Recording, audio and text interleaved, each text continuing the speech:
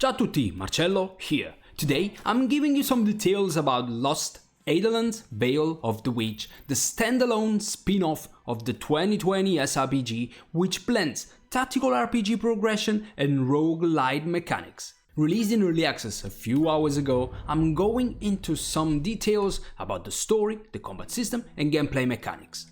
Please note that the early access version is feature complete and you can reach the end of a game, while in the upcoming full release you will get hidden bosses, more variation about maps and events, voice acting, the story reveals about the plot and backstory of each character and toggleable difficulty settings.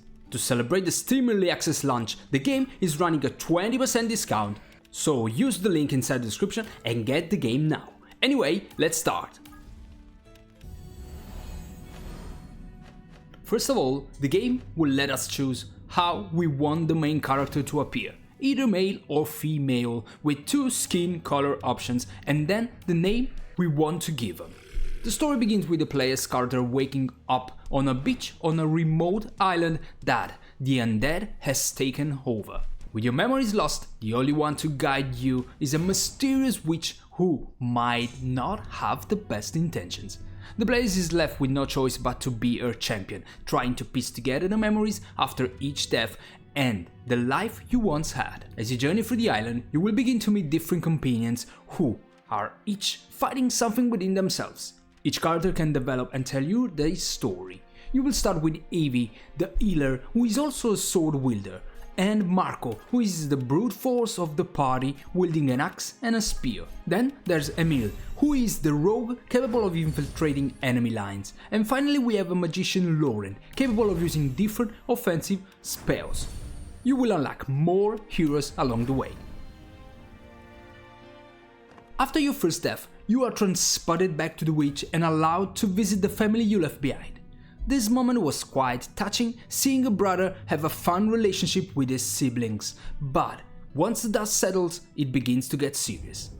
Let's repeat that this is a standalone title, so playing Lost Eidolons is unnecessary to enjoy the story fully.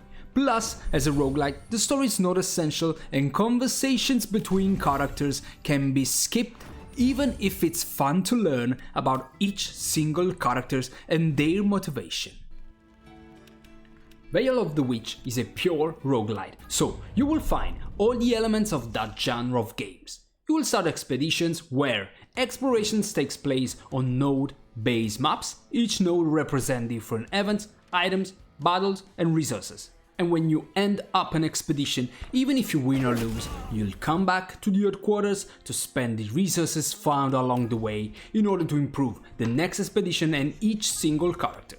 This is what Veil of the Witch is in short. Now let's see the combat system.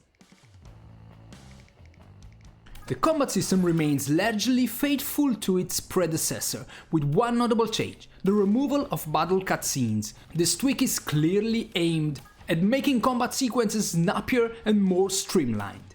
As always, positioning and strategic spacing between enemies and party members are crucial. You'll need to carefully manage distances, make tactical use of enemy weaknesses, and choose the right weapon for each of them. Yes, every hero has 2 weapons that can be switched without taking action. Mages are especially vulnerable to bows and spears.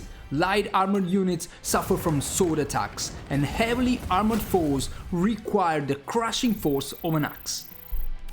For each attack, we have clear information about the damage done, counterattacks and critical hit chances. There is also a possibility of getting guarded or guarding an attack, reducing the damage to 50%. The game does away with magic points for skills. Instead, abilities operate on a cooldown system. Another technical aspect to consider is the area of control, which reduces the movement of a unit near another one, so you can strategize helping the rear units. The other one to consider is the red line that gives you a provision of what unit will be attacked during the next enemy turn. Environmental features within the maps are not just for show, but can drastically impact the flow of combat. Both players and the enemy AI can take advantage of these elements. For instance, bushes provide a defense boost, but they are dangerous refuge if a fire-wielding mage lurks nearby. Puddles and rivers, meanwhile, can leave units vulnerable to electrifying shocks or freezing attacks that might turn them into blocks of ice. The terrain therefore adds an extra layer of strategy that can tip the scales in your favor or spell your doom if used against you. As with the first game, combo attacks return, effective against large enemies. Success requires targeting each part of a creature with the right kind of strike, setting up devastating multi-hit combos. You can also unlock passive abilities through leveling up and by deepening bonds between characters, opening up new strategic possibilities and team synergies. Battle encounters are both lengthy and varied. Some missions require wiping out all enemies, other demands reaching specific points on the map, and some may even evolve mid-battle, forcing you to adapt your plans on the fly. The game rewards careful strategic play, with a sense of accomplishment after each hard-fought victory. The difficulty strikes a satisfying balance, challenging but fair. It won't feel like a stroll in a park, but it's far from a trip to hell. One piece of advice: always have a healer in your party or try to have a skill or a passive for recovering HP for other characters as well, because between battles, characters don't regain health unless you find a rest point. So, healers are essential to keeping your team in fighting shape.